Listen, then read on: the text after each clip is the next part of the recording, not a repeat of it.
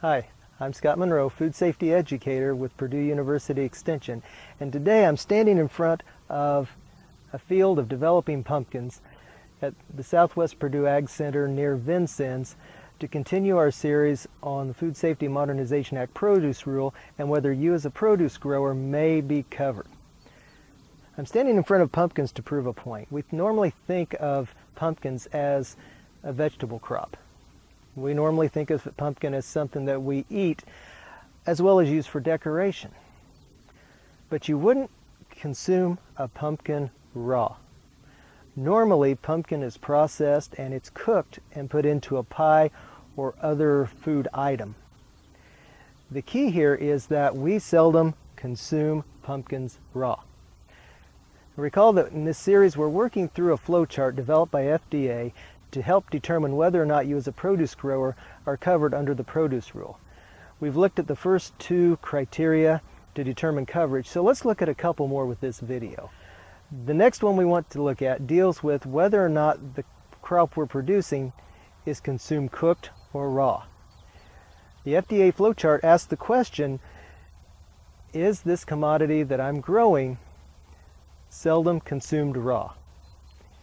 If this product or this commodity or crop is seldom consumed raw, that means that it's cooked and there's a kill step to reduce the presence of any potential pathogens that may be present. When FDA created the produce rule, they put together a list of several crops that are seldom consumed raw or that they consider to be seldom consumed raw, and these crops are exempt from the produce rule. Many of the crops that we grow here in Indiana, such as sweet corn, pumpkins, squash, these are all considered to be seldom consumed raw, which means we cook them in their preparation. These crops and several others are considered to be exempt from the produce rule. The list of items produced by FDA, which contains crops that they consider to be seldom consumed raw, can be found at the URL listed here on your screen.